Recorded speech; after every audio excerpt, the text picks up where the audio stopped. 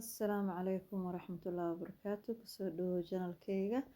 Please subscribe and insha Allah beelkana taabo. Maanta waxaa waaye waxaan noo sameynayaa teleefankayga ku duubaya. I don't know, it's just making that noise. Waxaan noo sameynayaa cookie yar ani because cajiib badan inaan qaso oo jecli. Waxaan jeclaa wax yar oo kooban oo cookigan waa aragtoo furfuura xataa haddaa tareega saartid oo soo ka dardarsama marka wax yar oo kooban oo hal maalin isla markii lagu casriyeysto oo lagu kala baxo aan jeclahay. wax soo harharaay iyo wax meelaha yaalay aan jecli.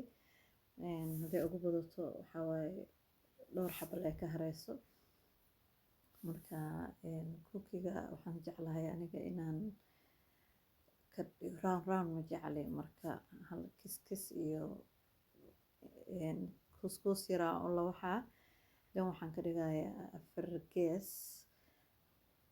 Marka sida hadda aan sameynayo waxaa waaye 4 gees already u jaray waa fidinayaa. Markaan fidiyo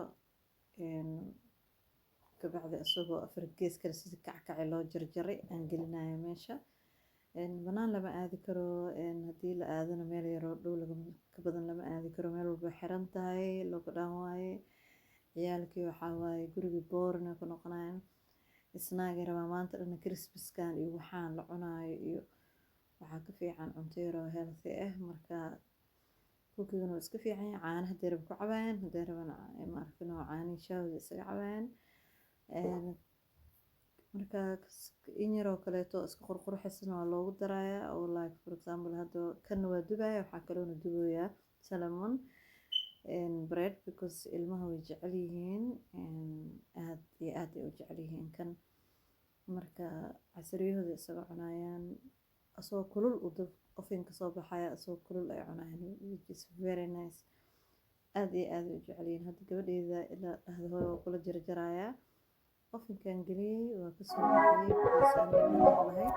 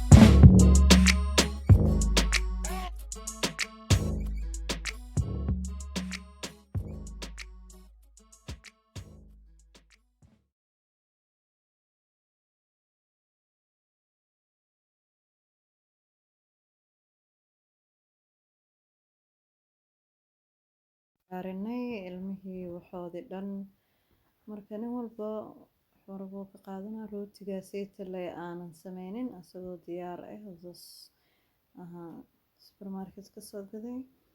Marka insha Allah qof walba wixiisa iska qaadanaa wixiisa iska cunaa. ilmaha goldheeda lagu jiro waxaa waaye baahi badan qabanayso. Marka insha Allah next videogayga igala soco channelkayga insha Allah subscribe